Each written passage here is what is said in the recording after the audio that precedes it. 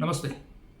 मैं रमेश मुकादम democratic digest channel की ओर से आज संसद में चुनाव के सुझाव के लिए एक कमेटी चुनाव के संदर्भात बहस का आयोजन सभापति महोदय ने लोकसभा में करके सरकार के रवैये से स्वागत सभी जगह हो रहा है।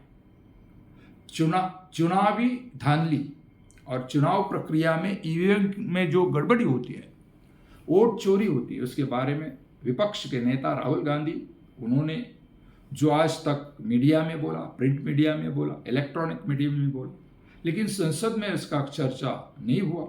लेकिन ये शीतकालीन सत्र में संसद में निवडणूक चुनाव में सुधार न करने के लिए एक बहस चालू है।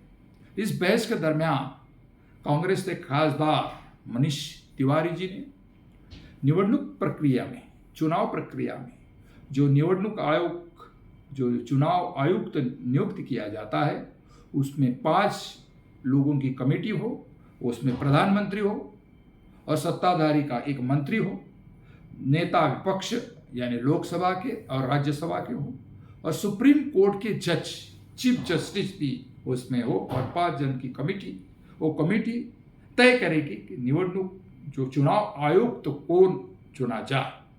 एनडीए गवर्नमेंट के भारतीय जनता पार्टी के मोदी सरकार ने 23 में एक चुनाव में कुछ बदलाव किया। जो पहले 3 लोगों की कमेटी थी, जिसमें प्रधानमंत्री थे, विपक्ष के नेता थे और सुप्रीम कोर्ट के जज थे, उसमें उन्होंने बदलाव करके सुप्रीम कोर्ट के जज को पद उधर नियुक्ति कम करके वहाँ सत्ताधार की एक कैबिनेट मिनिस्टर का इन्वॉल्व किया, यानी 2 सत्ताधारी की, एक विपक्ष का, 2-1 से अपने पास अधिकार लिए।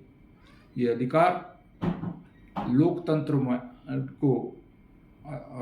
लोकतंत्र के लिए अच्छा नहीं है, ये कह के नेता विपक्ष राहुल गांधी ने आज संसद में चुनाव में सुधार ना हो इसके बारे में सरकार को या लोकसभा के सभापति को मांग की, और लोकसभा सभापति ने चुनाव में सुधार का विधेयक के बारे में चर्चा की।